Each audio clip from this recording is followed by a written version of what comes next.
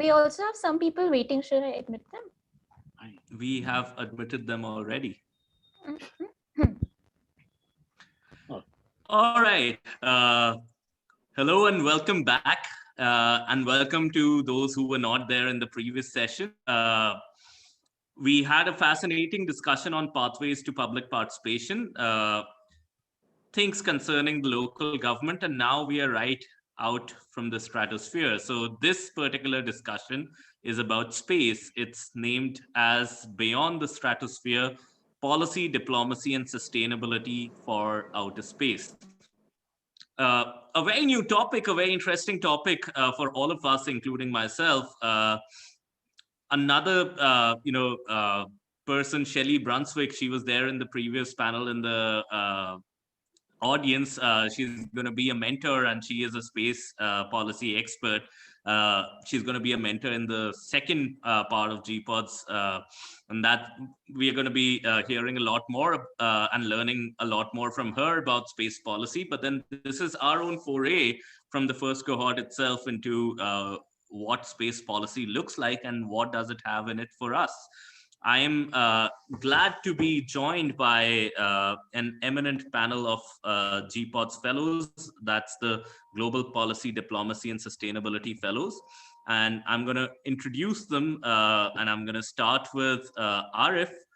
Arif brings in a lot of experience from the corporate sector. He has worked with a number of organizations such as Capgemini, Indus Towers, HCL Technologies. He holds an MBA from the Indian Institute of Management. Thank you, Arif, for joining us. We also have with us Maushmi Mehta, who's a lawyer. She graduated from the Government Law College in 2018, and she is she's been in courses on international law. She's completed one from the London School of Economics, and she went on to publish a paper on international humanitarian law and presented that paper in some very prestigious conferences co-hosted by UNHRC and ICRC. Thanks, Maushmi, for being part of this panel. We also have Himaki Rathore. Himaki has a bachelor's with honors in history from St. Stephen's College, Delhi University. She has worked with Viacom Media, and she has driven the company and community strategy for consulting firms like Touchdown Gurus. And she's worked in a number of fields such as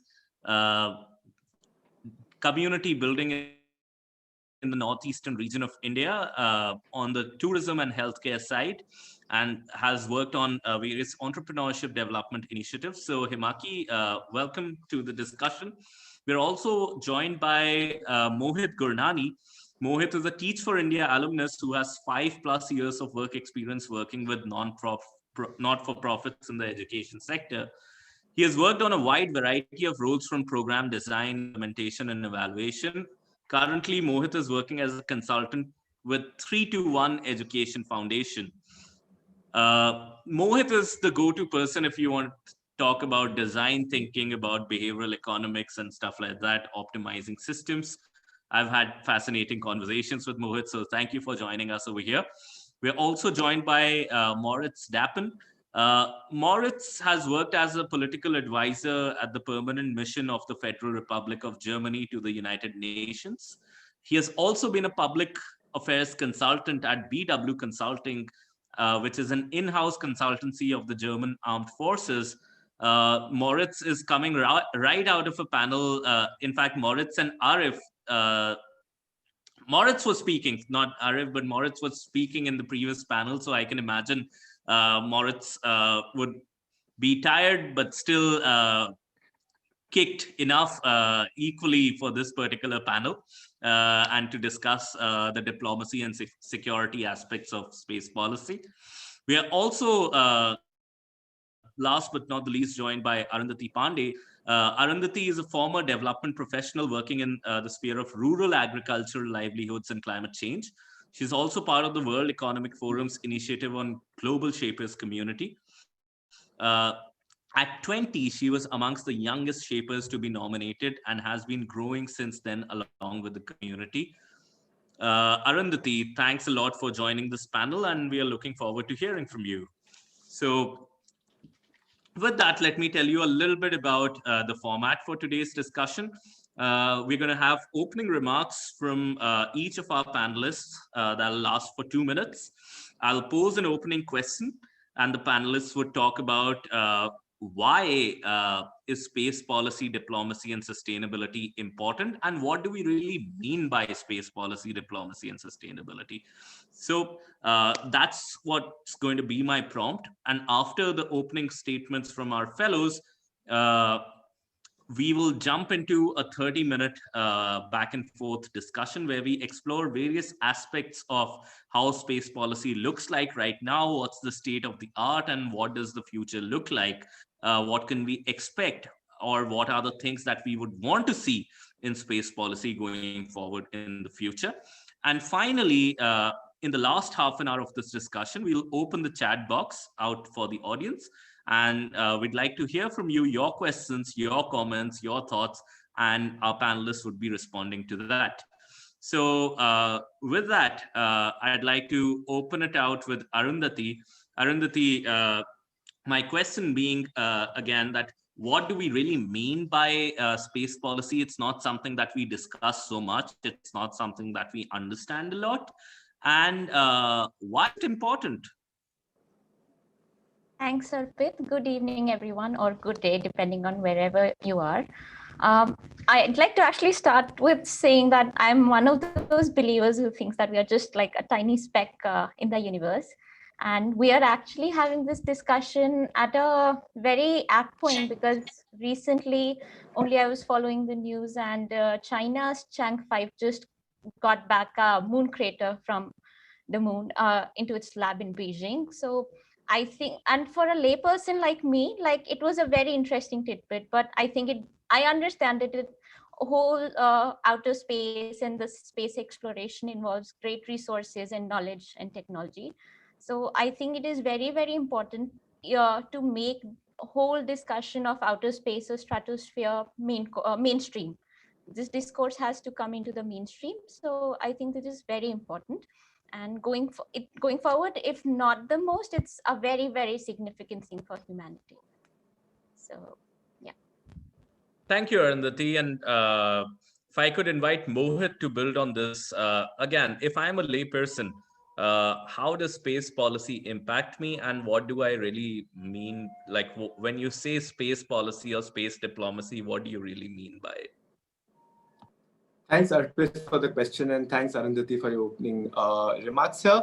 I will start with some space trivia to begin with to encourage like some kind of small questions here. So, can anybody tell me how many countries have space agencies, active space agencies, currently running at this point? I know it's a time thing, so I can't wait a lot. So, if you can people type answers on the chat? Aditi, can we open the chat box real quick? Okay, Moritz Thanks, Moritz. 10. 10, yeah. Okay, so we have around 100 plus countries which has a governmental space agency running at this point, with around 5 private space agencies that currently exist and 36 active members from UN Office of Outer Space that currently function. So, I mean, all of this information is kind of new, and I was very intrigued by when I read about this. But primarily, the question is why space, and why do we even care about space at this point, right? And we don't really realize in a day-to-day functions, but things like connecting or talking to somebody on the mobile phone, using a sat nav navigation to travel from one destination to the other. Space technology is been impacting our lives in very different ways, and it's woven into our lives, but we don't really connect it to space as something that's really important to us. And that's why there is and just as we are currently using space technology and not really aware of it, there are so many ways that we, sorry? Even right now. Internet, correct, definitely. I mean, yeah, great point. So how our lives currently are affected by space technology at now and what the potential holds for the future, there's lots that can be done here.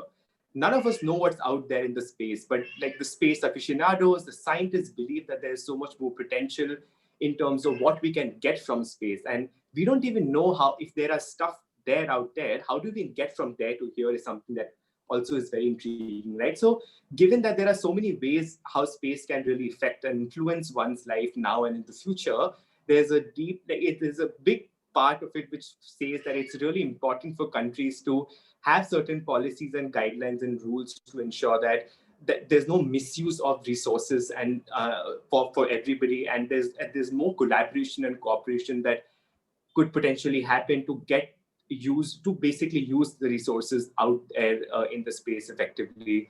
And that's primarily in layman terms on how I understood why space policy is an important aspect for us to consider at this point. Thank you.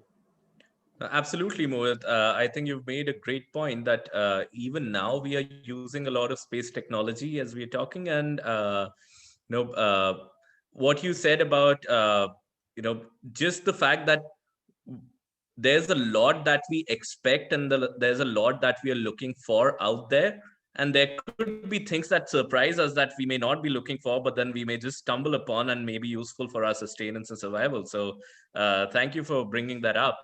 If I could pass the baton to Moritz and hear your views on it. Well, yes. As yeah, as Arundhati and Mohit already made some very good points, I just want to add that for myself, the most interesting thing is that today's activities are not just limited to research or commercial things. Yeah, they are also military. And when looking at this, I guess the most interesting, and for the people at the Earth, yeah, the people around us, most important thing is that those technology which is already used, for example, communication and navigation, or to maybe for climate observation, or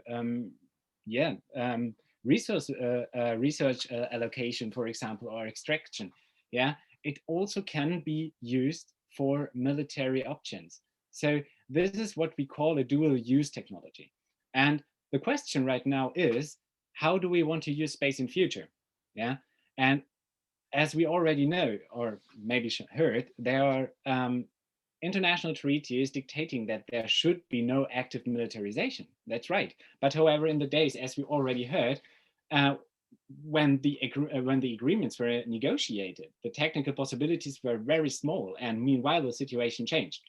And as we, I guess, further colonize space, which to my mind really will take place, we will therefore require new regulations, because the old regulations we made, for example, in the 1960s and 1970s, are not really adequate to the technology and the huge amount of actors we need to deal or have to deal right now in the space with.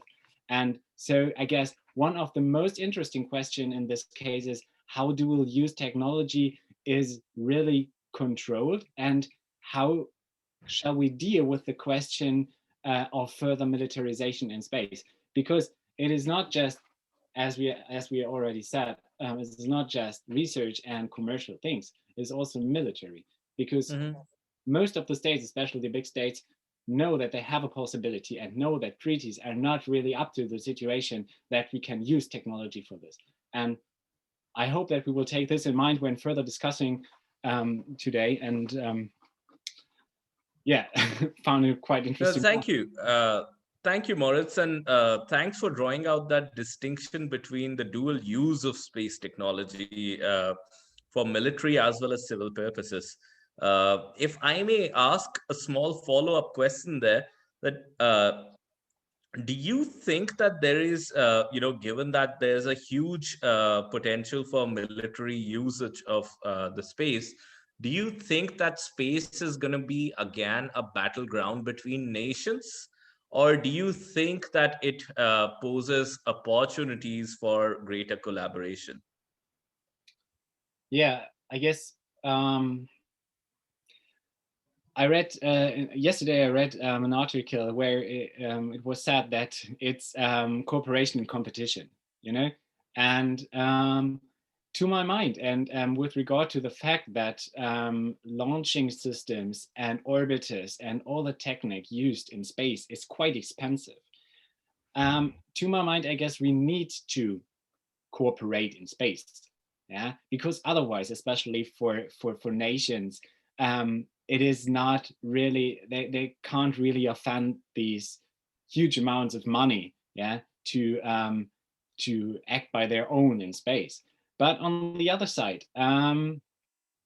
there is a possibility. For example, last year, I guess, or 2 years ago, Russia showed that they have satellites, or that they can use satellites to destroy other objects in space. So actually, they use it for, yeah, keeping waste small. Yeah, but on the other side, for example, the US said, "Oh my God, this is a vehicle they could also use to destroy, for example, our satellites or orbiters." So I don't know whether there is, whether we really need to be frightened of an arms race in outer space, but there is the fact that technology could be used for this, and that we need to find some kind of international regulation, and to the fact that it's still quite expensive, and we already have cooperation in military ways also between US and Russia, for example, between Russia and China, or China and the US, or the whole NATO states in Europe, for example. I guess cooperation is possible, but it is then possible when states have the feeling that they don't have any disadvantage from the cooperation. And I guess these are things we need to figure out in future. States need to figure out in future, when talking about arms in space and cooperation of military usages of whatever, of technology in space. Thank you. Thank you so much, Moritz. And before we move to Himaki, I know that Mohit wants to add something on this. So Mohit, if you could come in with a quick comment. Thanks, Arpit. And my comment will be very quick, because we've seen the use of technology, use of space since Cold War. If you talk about the Gulf War, there was 1990s. There was the first space war that was quoted as the first space war, and how weapons have been used with, embedded with GPS technologies, or countries spying on each other with the use of, satellites, etc. So there has been certain militarization to this aspect here. But what we're seeing with this limited ban treaty that took place, which talks about how you cannot really test nuclear weapons in outer space, in underground, underwater, etc. So there have been steps that have been taken, seeing how it could have been used as military purposes in the past. And then countries and the UN are also trying to come up with different ways to ensure that that doesn't happen. So from that perspective, as we say that there's an increased scope of them collaborating on more civil issues, there is a potential of a space war that could potentially happen. But currently, everybody's aware of it, because it's not something new, and nobody will be surprised to see if that comes, because it's an uncharted territory. And then there are different aspects, which includes the hello. Yes, we can hear you, Mohit. Sorry, yeah. So I'm saying there's different aspects to it as well, which includes space debris, which impacts the sustainability aspect. So it's there, but currently it's controlled, but we don't know what holds in the future. And this happening is also a possibility, apart from the civic use of space and its resources. I mean, just a quick add-on before we go to Himaki. Don't you think that a lot of technology anyway, or a lot of things, institutions, technology that we use in the civic space, they emerge from the military space? I mean, there are a lot of arguments which say that industrialization in itself was triggered because nations wanted to innovate militarily for the great power competition that was brewing in the 18th, 19th century. We know that the internet was first developed for military use, and it was only later when it was commercialized for public use. So a lot of things, a lot of researchers say that technology transfer, that impulse for progress or technology can be traced to military. So I'm not sure whether in real life the distinction between the military sphere and the civic sphere is that, is set in stone, or is that, a perforated sort of a line. So yeah, okay, over to Himaki now. Hi, thank you so much, Arpit. First of all, I mean, we have made a great advancement in human civilization, right? We started off from hunting to industrialization to the nuclear age, and now we've entered the uncertain realm, which is space age at the moment. And the reason we went to the space age is for a simple reason. Stephen Hawking had put up very eloquently that when we are in a crisis, we tend to colonize. And now we don't have a new world. We don't have any utopia around the corner. So where do we go? We're looking up.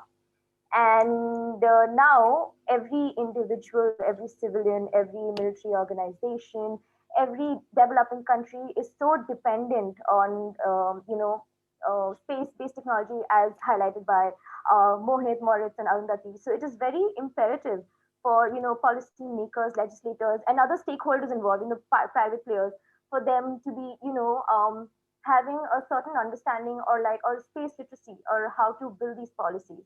And as policymakers, I guess they tend to make policies which is far-sighted. And we even though we made the man reach space without we had any legal mechanism and a legal framework.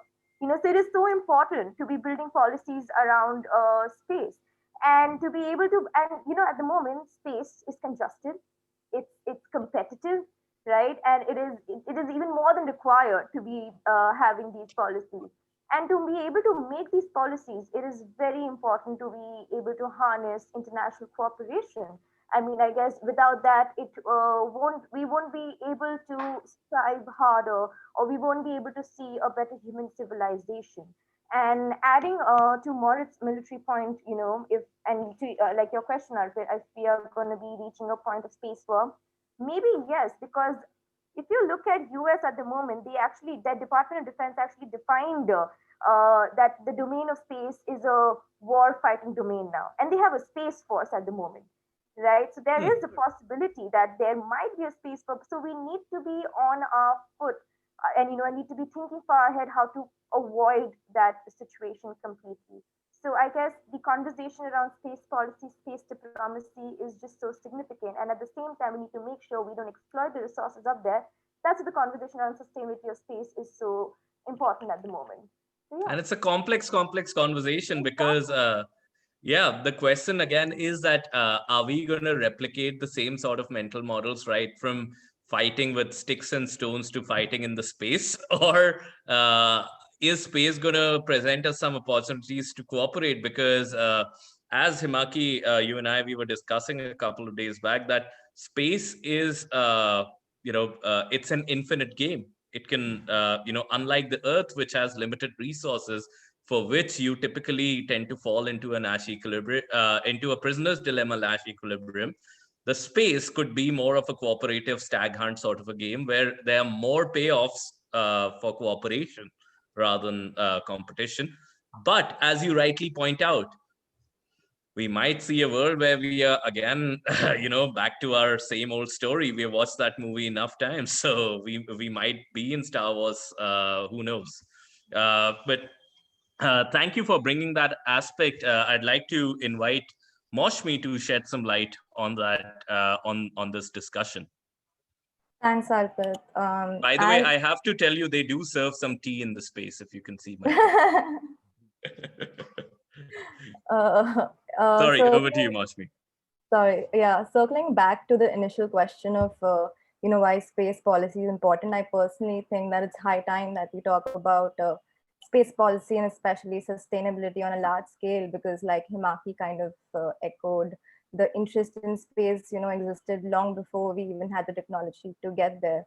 And humans have always had existential questions like, why are we here and where we come from?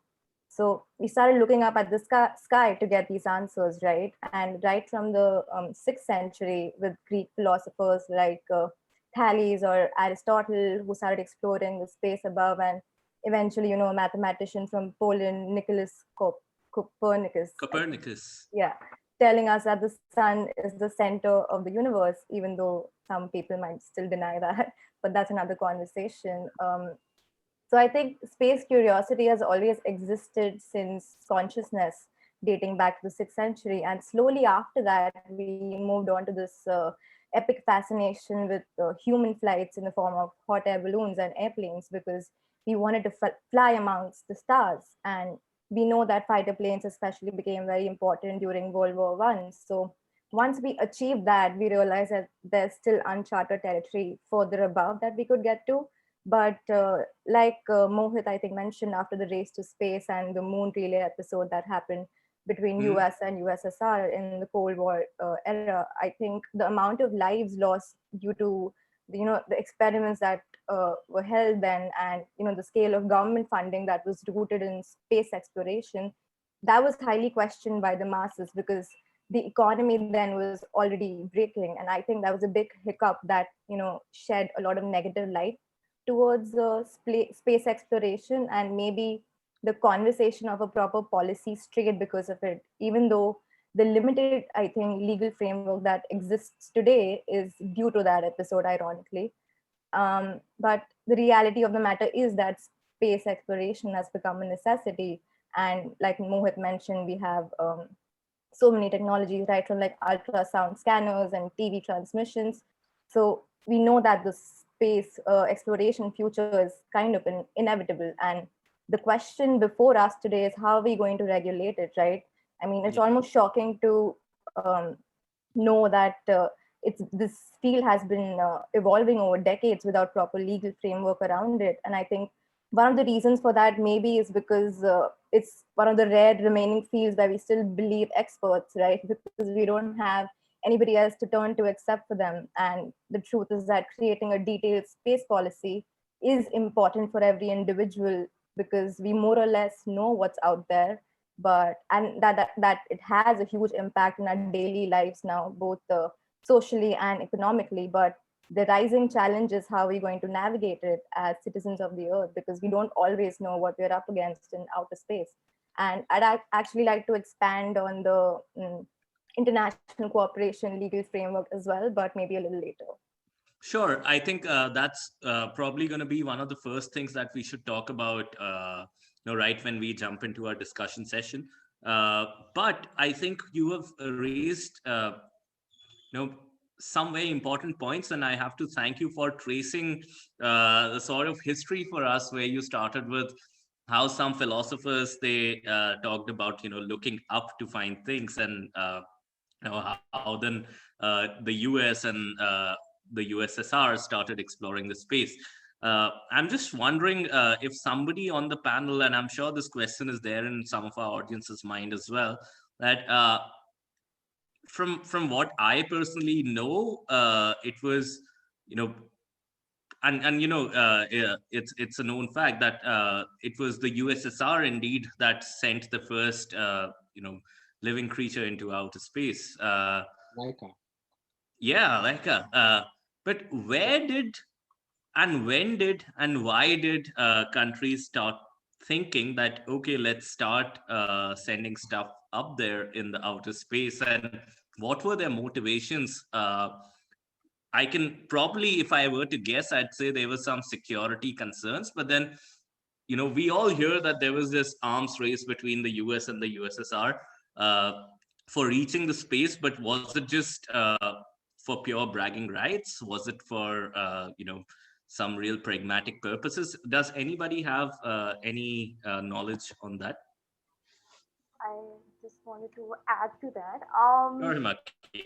So we know the reason Soviets have sent the first satellite is for the simple reason for surveillance technology. They wanted to survey and for reconnaissance purposes over USA, right? And that's why when they realized that there was a question about, okay, we can do this. What else is out there?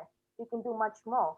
And that's when USA felt a little, like they were at a disadvantage, and USA being USA because they wanted to far ahead in the space. They also started sending satellites, and that's when the space war became not space war. The competition began as to who can do better, and there was this an advancement in technological innovation. Right, it suddenly from fighting just in the atmosphere, we're thinking far way beyond. And that's where it started. There is much more out there which we can explore. And irony being when they realized that when the outer space treaty was signed between the Soviet Union and USA, there was one. It's like a fun trivia. It states that it is space exploration is only for peaceful purposes, but space exploration, the inception started off because of military uses. So there's this little loophole out there. So yeah, it's just really Well, fun. it's for peaceful military purposes, Yeah. probably. But thank you for being the space historian over here for us, Himaki. Uh, but before we open it out to the discussion, last but not least, I'd like to open it up to Arif. Arif, what do you think about the importance of space technology, of cooperation and sustainability in the space, and what do you really mean by it? Thank you, Arpit, and good evening, good afternoon, and good morning, everyone, wherever you are. It gives me great pleasure, to discuss about this topic today in this forum. So before I start, let me just take a step back, and just pose an existential or a philosophical, point of view here. For example, right in 2002, I guess, the former US Secretary of Defense, Mr. Donald Rumsfeld, he had a quote to a reply, when he was asked about Iraq's status of weapons of mass destruction. So he quoted something like that. We know that there are known knowns, there are things that we know exist, and there are known unknowns, things we know that, we don't know. We know that there are things we don't know. And the last, but not the least, is the unknown unknowns. Like there are things we don't know. So, and this latter category of, items or things or policies, whatever we can, digress upon, this is the most difficult to tackle.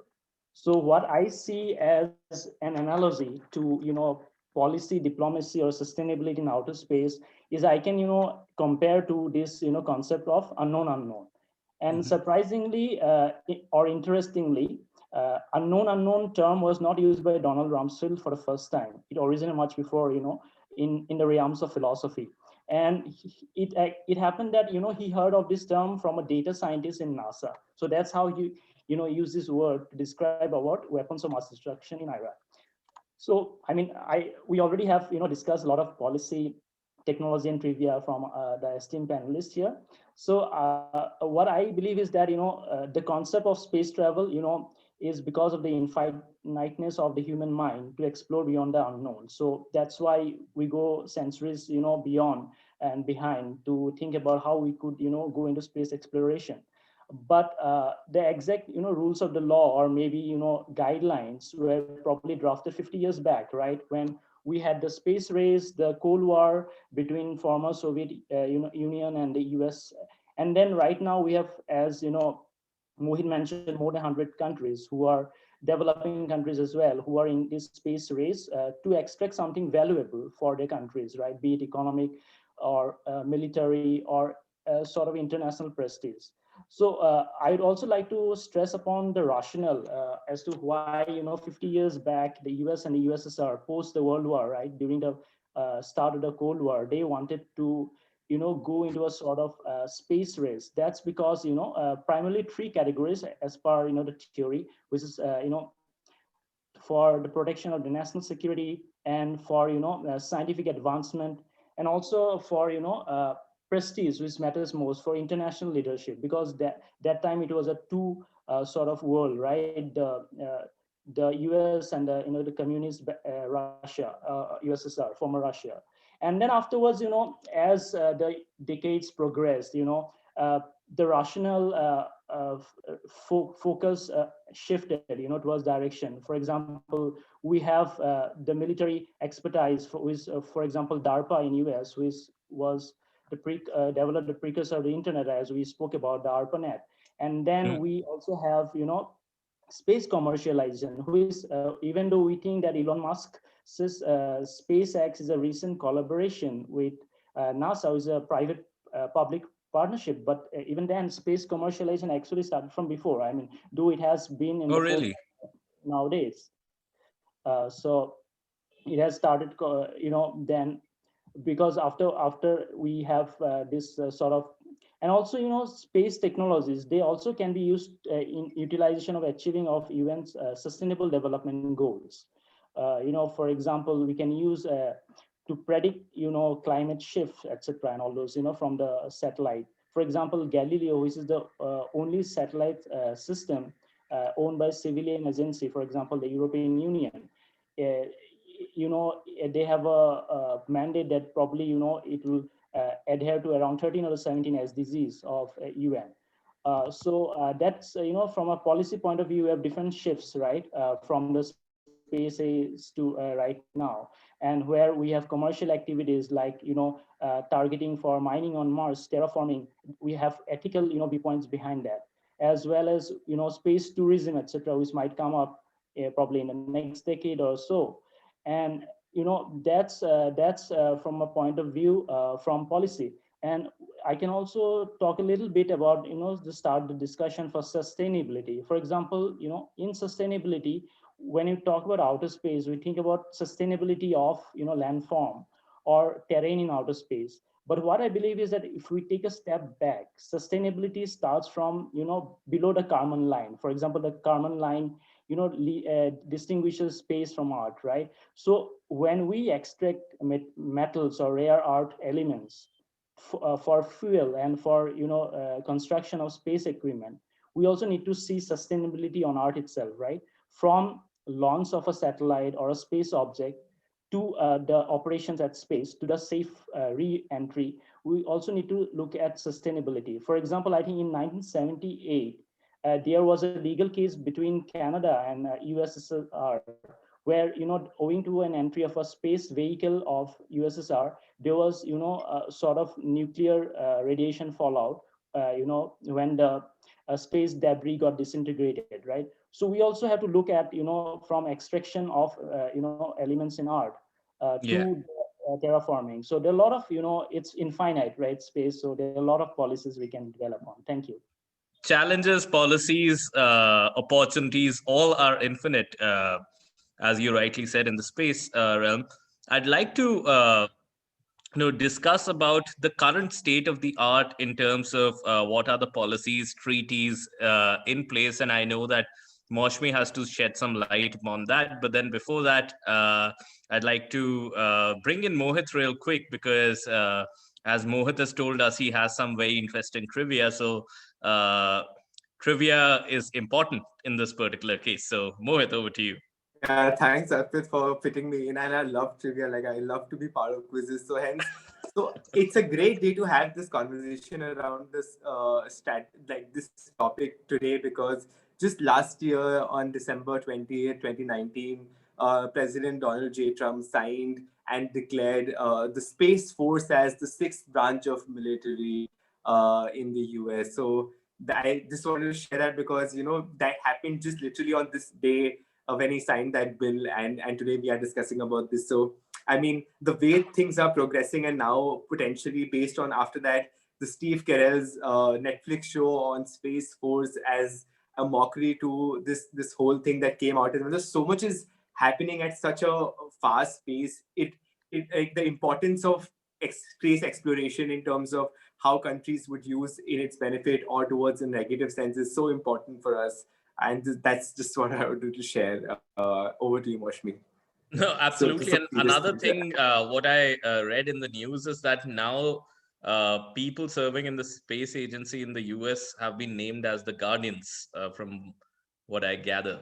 And that has been decided only a couple of days back. No, that's true, because I mean, just from the Guardian's perspective, and also like when we're talking about technology, we also talk about the employment, right? So if you go to Blue Origin's website, Blue Origins is the private Jeff Bezos's firm, who like just like Elon Musk has SpaceX, Jeff Bezos has Blue Origin. You will see hundreds of job postings that are there for engineers who would want to pursue a career in space technology.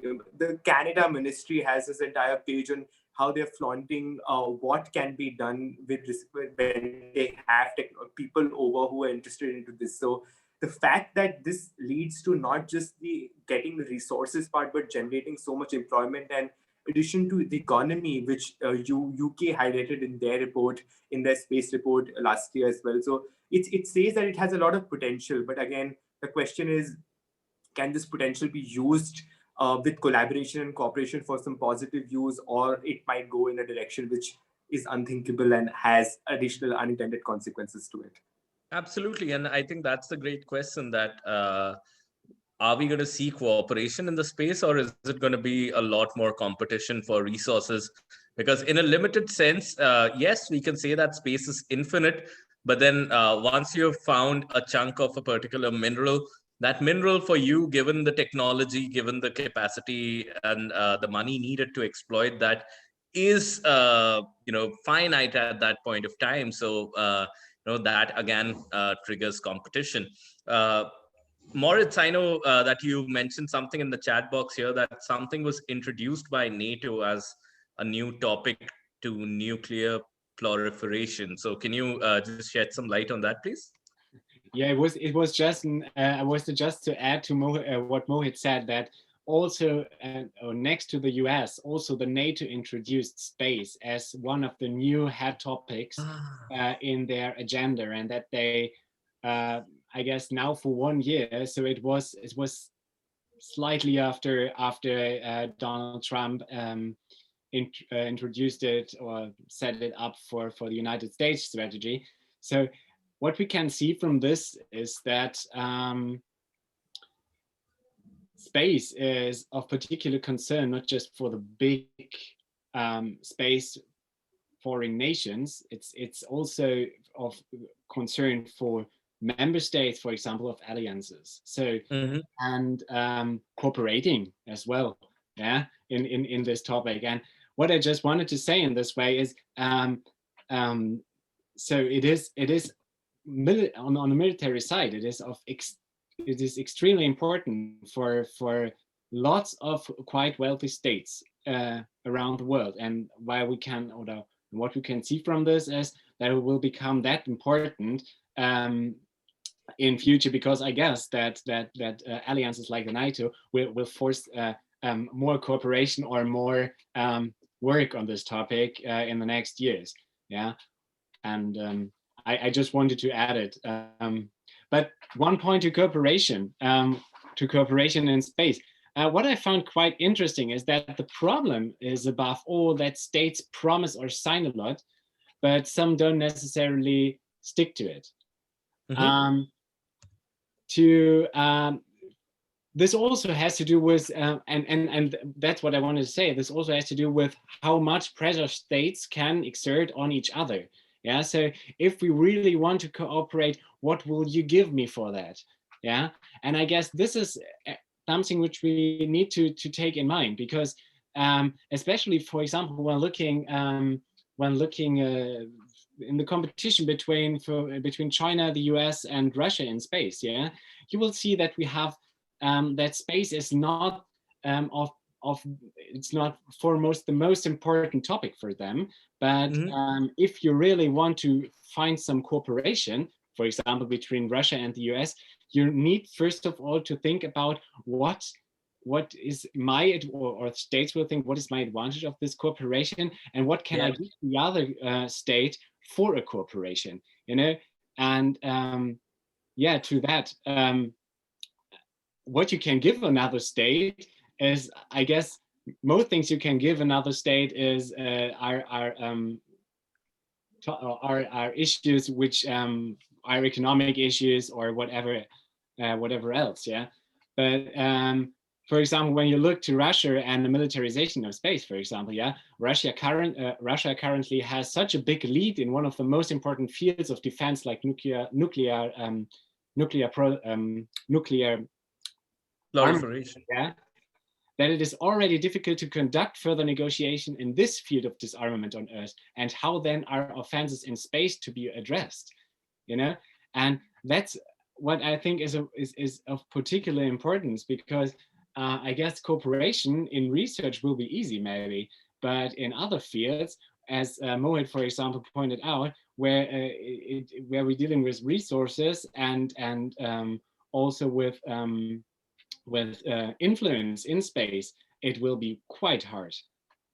I think that is the kind of grand challenge that the humanity faces, because and the challenge being that how do you bring about cooperation without or enforcement or in scarcity of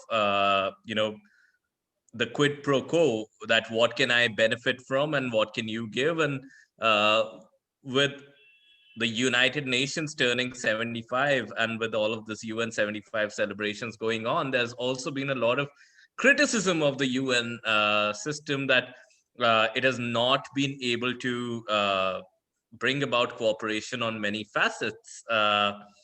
I think sometimes that criticism could be, you know, a bit more than what is justified or warranted, but then still we see that agreements which are non-enforceable are hardly finding any progress across the world. And I believe that before we step into space, we should solve for this grand challenge for humanity before things get out of hand.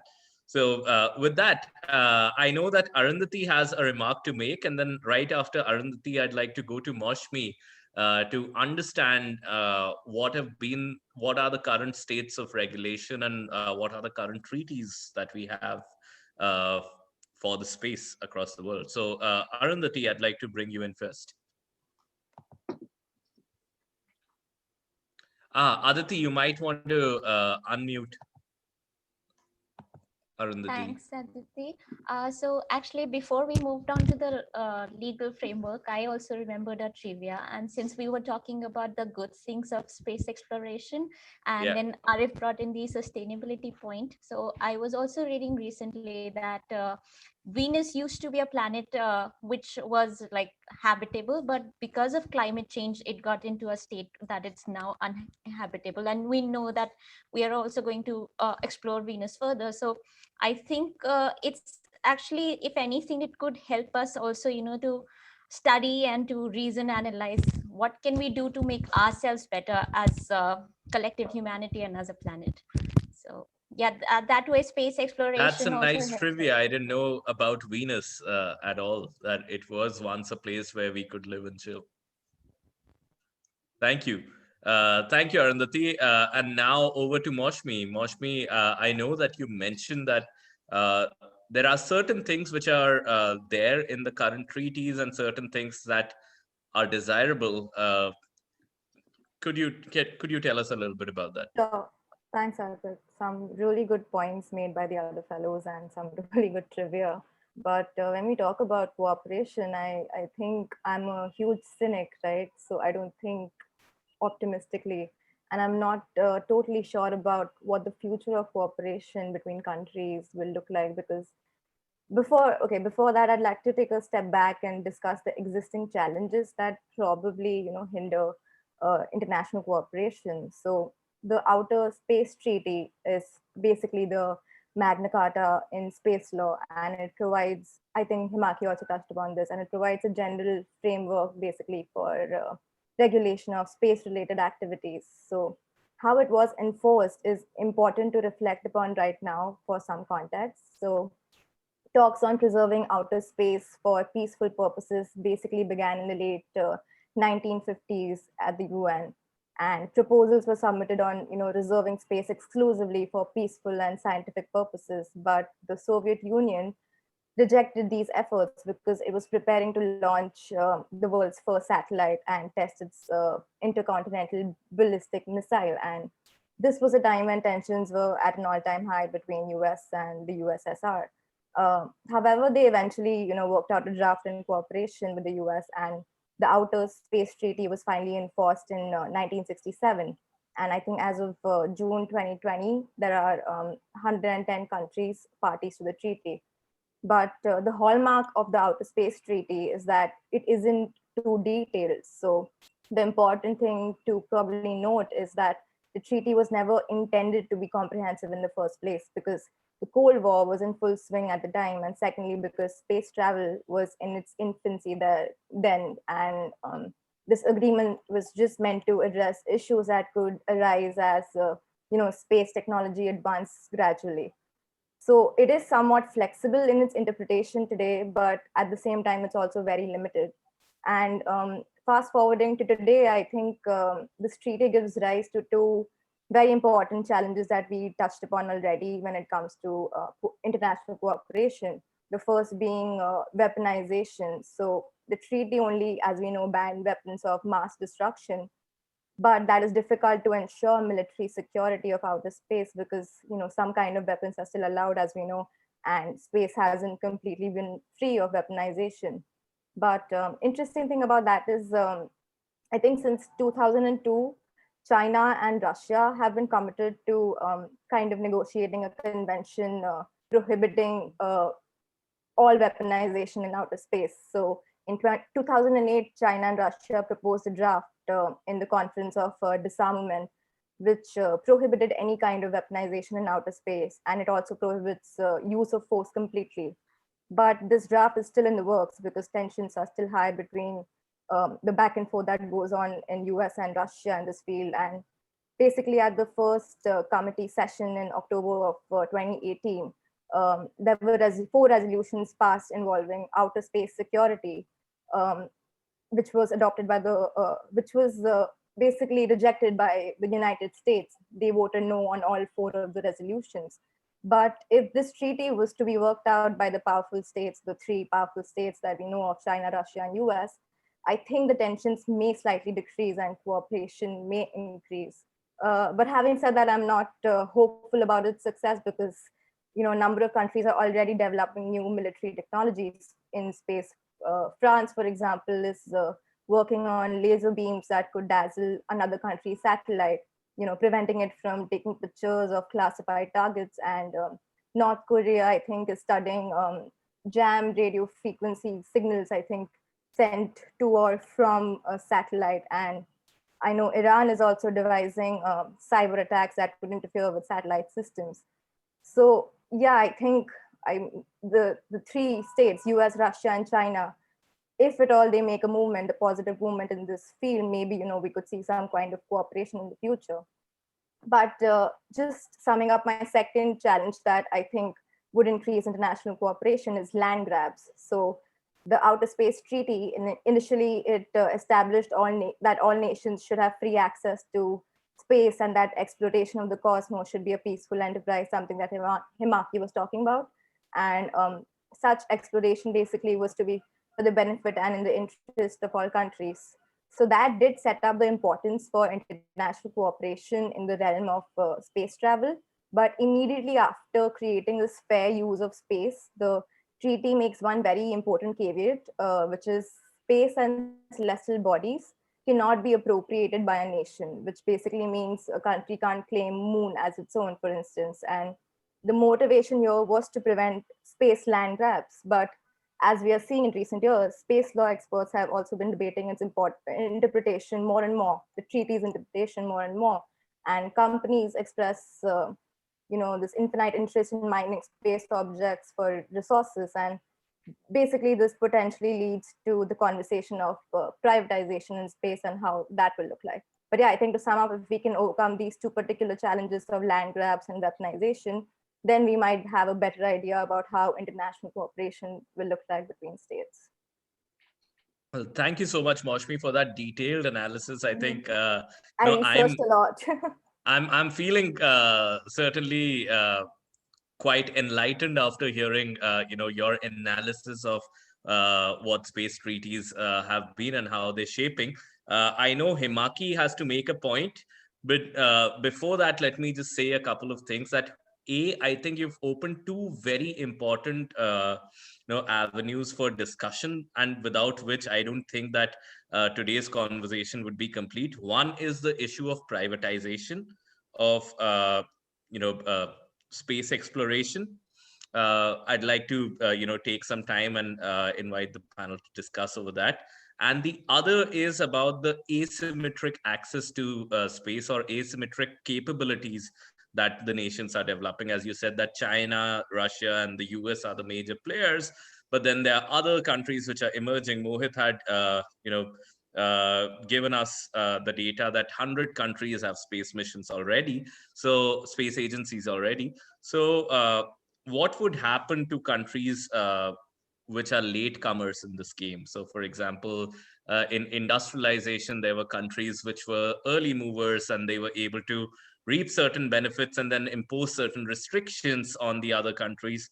Uh, are we likely to see that over here? So I'd like to discuss that. But then before getting into that, I'd like to go to Himaki. And just one aside before we go to Himaki is that we have about half an hour left. So the chat box is open. I'd invite people in the audience to start thinking about questions or comments and post that as we discuss. But over to you, Himaki. Thanks, Arpit. Moshmi actually made really great points, and I wanted to make some points corresponding to that. Is that we all know that outer space treaty is very archaic, and while it was being drafted, there were a lot of things which were left out. They never took into account as to what happens if space satellites collide together and induce more space debris. The definition of space is not, there is no concrete definition of space. I mean, there are so many things. Is it the Earth's atmosphere? Is it in the outer orbit? Or is it, the edge of outer space?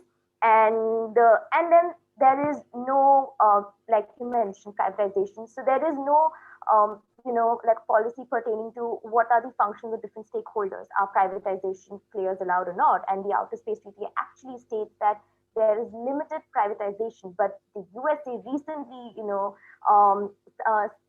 took out a policy that there's going to be full commercial usage and commercialization of natural resources in the outer space and can be exploited by citizens. So now, the question, Wow. like what you mentioned, as to do early players get like a far ahead in the race? I think they do, because that's what happened in the nuclear age, right? The guys, they made sure they were early in the stage, and they were able to make progress in the nuclear treatment, and the other countries had to sign the energy, like, okay, fine, we are just going to use the nuclear power. So I think that's what the other countries are doing. Like, you have a very interesting treaty called the Moon Treaty, where you have about 7 countries, including India, where they have said that all the resources on Moon are supposed to be used for peaceful coexistence of only these countries and for the betterment of the mankind. And the interesting part is China, USA, Australia, and Russia are not part of the treaty. For the Oh, simple wow. reason, we want to go exploit the resources. And that's why there's been a push by the Indian government that we need to not be a part of the Moon Treaty. So you're already seeing a difference in the diplomacy sector, right? That they're the top key players are ready to go and exploit for their betterment, for their own betterment of their own country. So yeah, I think. And when it comes to the talk about privatization, I guess it is very important to be able to denote what exactly would be their specific function into this, because it can go a lot of other ways, because we know that there are natural resources which are depleting here. And the next alternative is asteroid mining. I mean, they are actually looking at avenues about how they can get out, because our mobile phones are made of 3 digital components which are dying and depleting, and they're looking for those resources on the asteroid. And the only way to go about it is to include a free enterprise economy into this whole space dialogue. So yeah, you already have the 3 main players. You have Richard Branson, you have Elon Musk, and you have Jeff Bezos are re-entering, and you never know, maybe the Ambanis might be the next one entering this conversation. Who knows? Who You on knows? you in the space, So yeah. No, thank you for bringing some of these aspects, such as the Moon Treaty. I did not know about that. But also, I mean, to draw a parallel to what you said, Himaki, that you were saying that indeed, just like the nuclear age, where some of the countries which were early movers, they started, after they had exploited the nuclear resource to their heart's will. The newer players, and in fact, India faced a lot of challenge in coming up with its own nuclear capability, and there were sanctions and whatnot. And obviously now new countries who want to join the nuclear club are finding it more and more costlier and prohibitive to develop nuclear technology. But do you think that's the nature of the game? How about cyber? Because there were countries that were early movers, certainly in the cyber age, But then now you see late adopters such as India, such as other countries in Africa really seeing a boom and really exploiting the potential of the cyber technology uh, to their own advantage. Yes, I can grant you the fact that you could argue that the early movers, they have all of the cloud storage capacity, they have all of that, and now with the data localization demands that India etc are placing, they are seeing a pushback from American companies because the costs go up when you insist on data localization. So but do you think that cyber maybe was a space where the early adopter advantage did not prove to be prohibitive for the late adopters?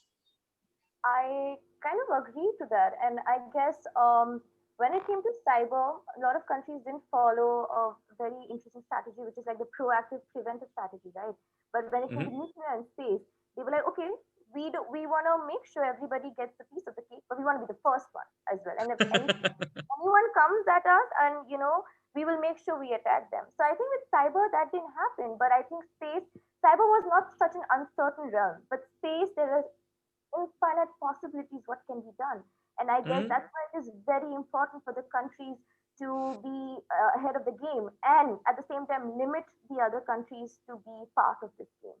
So I guess it is very imperative about how diplomacy comes into question, how UN, do we have it, do we soon, are we going to soon have an interplanetary UN commission? Maybe, maybe not. Are we going to be having again the safe five countries vetoing the other countries? Maybe, maybe not. So I think these are those gray spaces we need to be addressing while having these conversations, and to make sure that these resources again don't fall into the hands of only the first few people. And then again, you see the rise of non-state actors and terrorist activities. You don't want to replicate what's happening on Earth right there in space, right? No, and even on the economic side, I want to bring Mohit in, but then just one last point from my side is that not only militarily, but even on the economic side, we've seen the same story play out during the Industrial Revolution, where certain countries industrialized ahead of the others, and then they lay waste the environment to a degree that any other country industrializing would jeopardize the whole survival of the human race. So,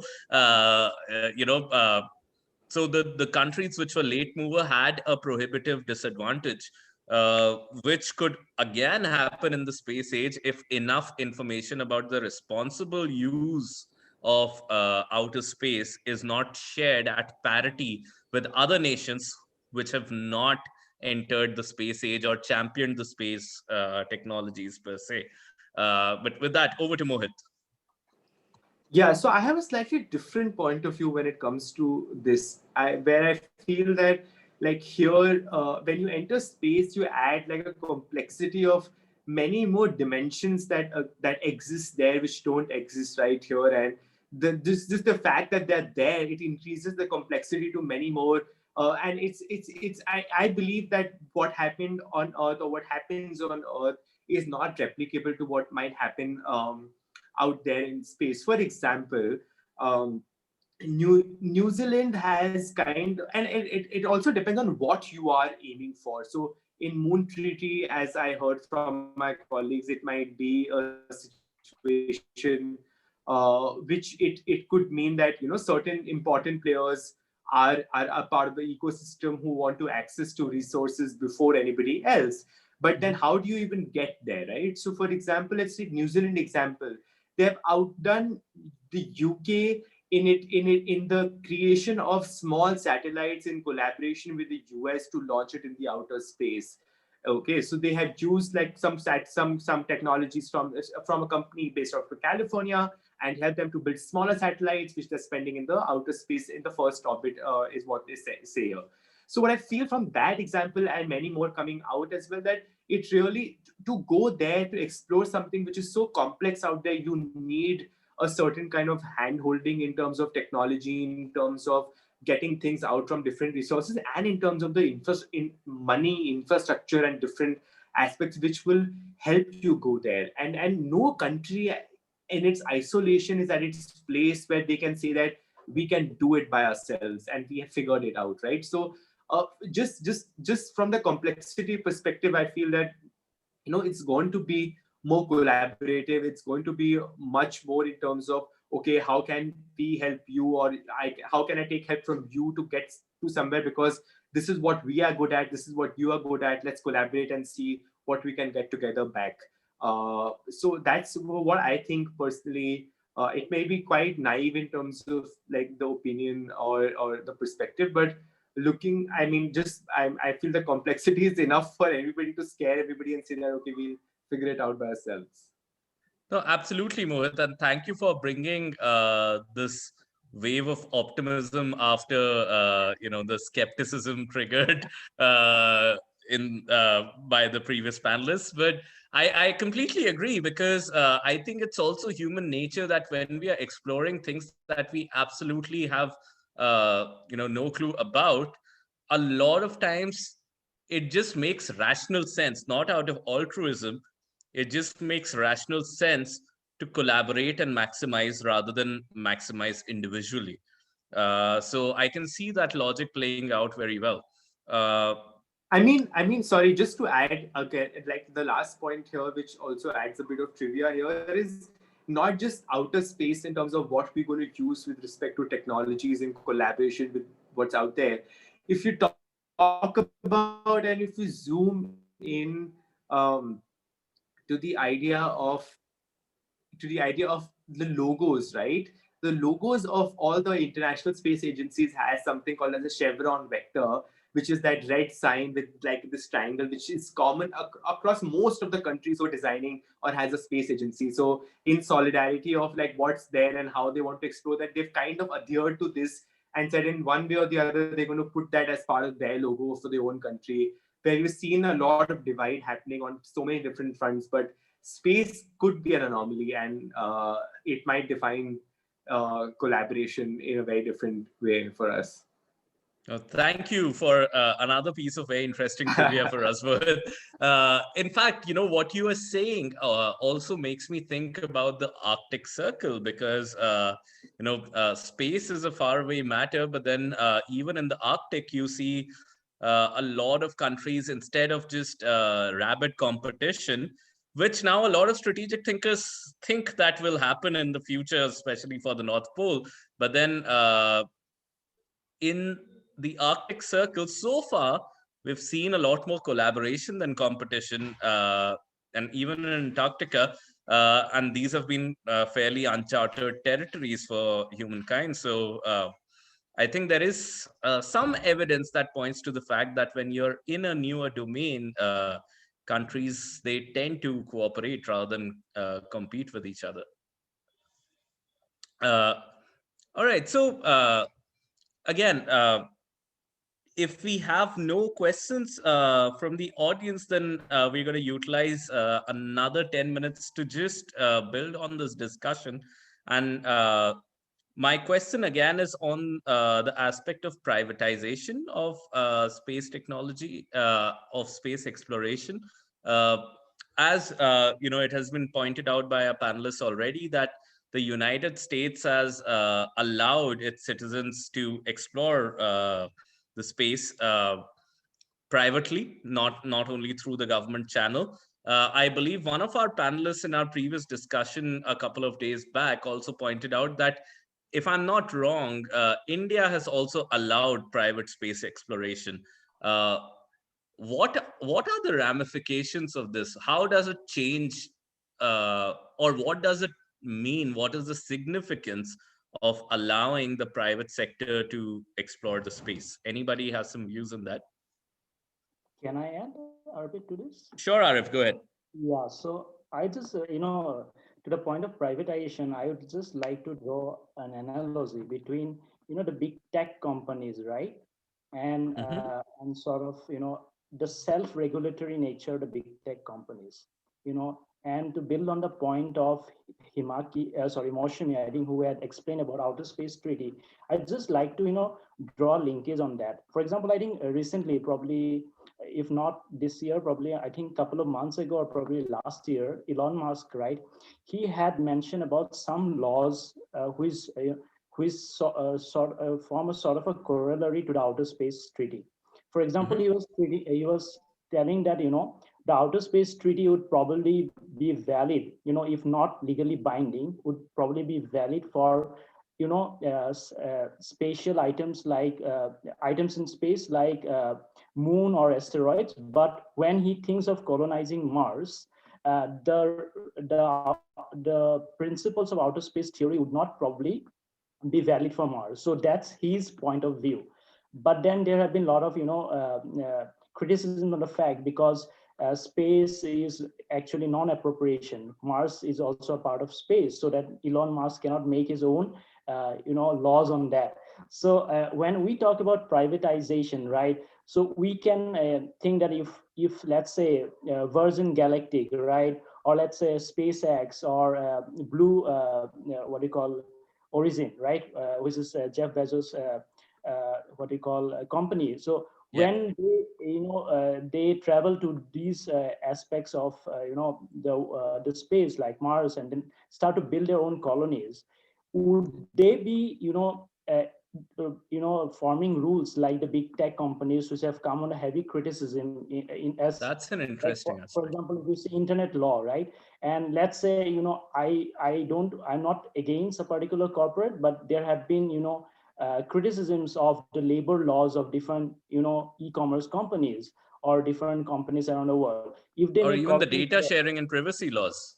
Yes, data sharing, privacy laws, and also labor regulations. For example, the minimum wage, right? Some of the companies that don't pay the minimum wage, and they have come under heavy criticism. So if they form a colony, and if the privatization happens, if they supersede the law of US, let's say SpaceX is US, and as per Outer Space Treaty, USA is responsible for SpaceX's actions in space.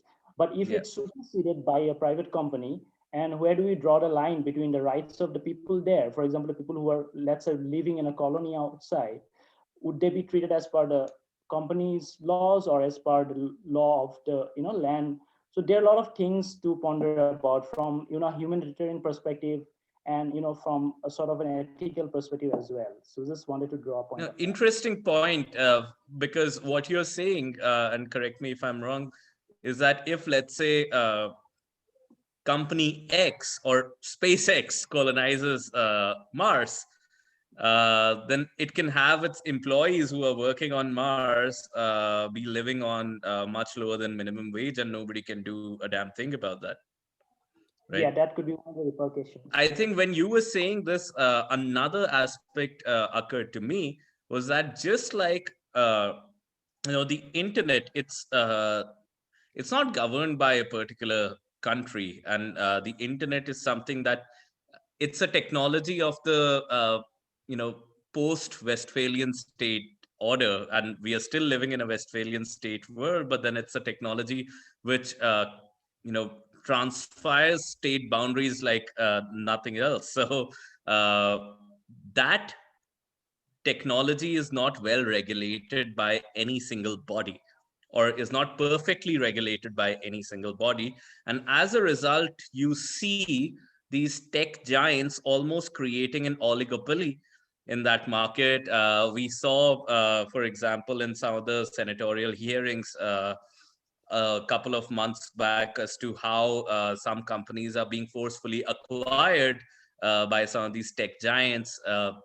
You could perhaps also see that in the space industry, with some of these big firms now, way ahead, being way ahead of the game than the others. And then when they start defining the laws of the game, with tech companies, you could have problems of, acquisition, unfair acquisitions, or data privacy issues. With space companies, it could be security breaches, or who knows what. So I think that also would be a great challenge. Can I just add one tiny little point, an interesting point? Sure. When the private players are kind of looking into other aspects, is because you'll be sending humans out in outer space. There are more. You need to take care of the humans more. Right? You need to have proper mechanism in taking care of them. So they're kind of trying to automate this whole process. So there is a possibility to are we going to have a robotics right commission in the next 20 years? You never know. I mean, that could be an interesting Yeah. take. We don't really have that.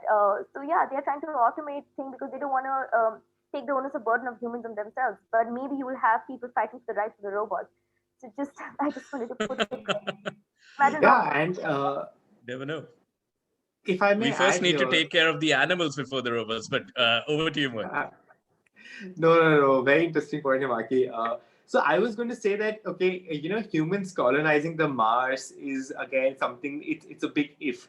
It's something that we haven't seen across as at this point in time, but there's something that we're currently sure of that happens, which in this regard is really important for us to discuss in terms specifically from the matters of sustainability and ownership here, which is this cause of space debris, right? So with privatization up on the rise, we see that multiple players are trying different things, testing different aspects with regards to space exploration, and which means that there could be certain destruction or certain kind of incidents which may cause a lot of space debris to happen outside the space, which nobody really wants to claim and say that, okay, we caused this, right? So that's a more important aspect, because currently we are still in the if stage of colonization on a certain planet. But who takes responsibility of the space debris that they are causing? Is it the company which is privatized, or is it the country where the company belongs?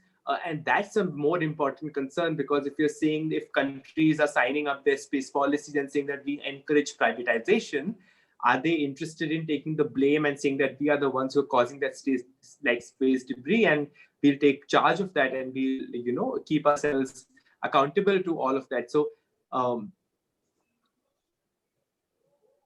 yeah, I mean, we are still struggling with the laws of the seas, right? And trying to fix accountability for the companies and polluting the seas. I wonder how it's going to play out in the space.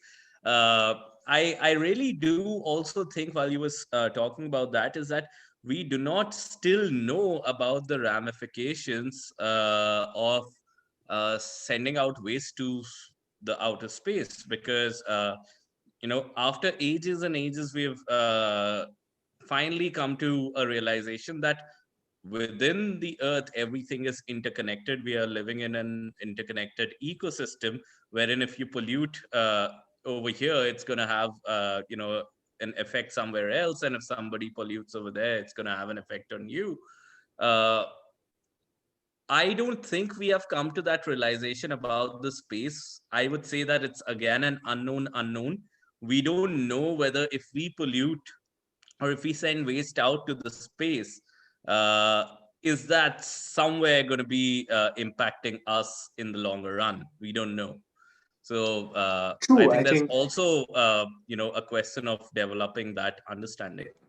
That's a brilliant point. And the first step is just like tracking who that entity is, right? So at least I don't know if my understanding of space technology is out there correct, in terms of if because there's so much money and involvement of space stations, as we've discussed, is involved. If you send something out there, if your country is sending something there, it's out there, like satellites can catch that, different countries would know. So that accountability kind of exists, based on what my understanding is, that to figure out what is that thing that's coming out of the earth, which country does it belong to, and who can be left accountable to if that system crashes and the debris is out there, and if that rocket might come hitting on some part of the world in some way, like who is held to be accountable. I think that we are kind of settled. I don't know if there's something that's completely new which I don't know about. So I think it's a process, as we all know, and if you apply the principle of system thinking, you never really know like what might surprise you in terms of what's out there, what might affect your life. Unintended consequences, you don't know. Yeah, if that part of rocket comes crashing down to a certain district in Mumbai and like crashes like on a building, I mean that building is destroyed and the people are dead. So it's just like how system thinking work. Systems out there impacting each other's life, which we don't really understand how. It only happens once you see and experience it. So yeah, absolutely. But great point. Great point. Sure. Sorry. Go ahead. I was just saying that interestingly, only last year, I mean, the body which handles the outer space for the UN, they actually approved 21 guidelines for the long-term sustainability on Oh, really? of space. Yeah. So Oh, that I is didn't know that. something. So they That'll have be the cool to steps how explore. to adapt practices. That is All there, right. and also I'm sorry. I just wanted to add, because Himaki and Sure. Arif both spoke about the alarming trends which come by the privatization. I think one good thing which could come out of privatization could be that things and technology could become cheaper, so it is easier, and like collaborations would become easier, also giving out the possibility of more innovations. So that's a positive. Absolutely. And I think on that positive note, we have come to a conclusion of our discussion today. Fascinating discussion, everybody on the panel. I honestly did not know much about space policy myself, and I certainly think that you've opened a lot of avenues for me to think about, and I'm sure that the audience also thinks in a very similar way, that you've at least given us some clues, some dots that we can connect to build our mental models further and inquire into space policy and how it impacts us, right from diplomacy, cooperation, and security issues to issues relating to how we do treaties and how we do cooperation right here on the earth, to waste management. So it's been a fascinating discussion, a lot more than I would have expected. And I was expecting a lot, but then you've definitely superseded what I would have hoped for. So I thank you for this discussion, and I thank all of the audience members for taking out the time and joining us. And we hope to see you in our next cohort, where we will again, towards the end of the cohort, this is almost a run up to the graduation for GPODS, wherein now the fellows who were learning from the GPODS mentors are now talking to us about these new subjects that we didn't know enough about. So we hope that you'll join us for the next cohort as well, and looking forward to that. Thank you. Good day, good night, wherever you are. Thank you, everyone. Thank Bye. Thank you. Thanks, everyone. Thanks, Bye. Arpit, Thank you. and thanks everyone. Thank you, Arpit.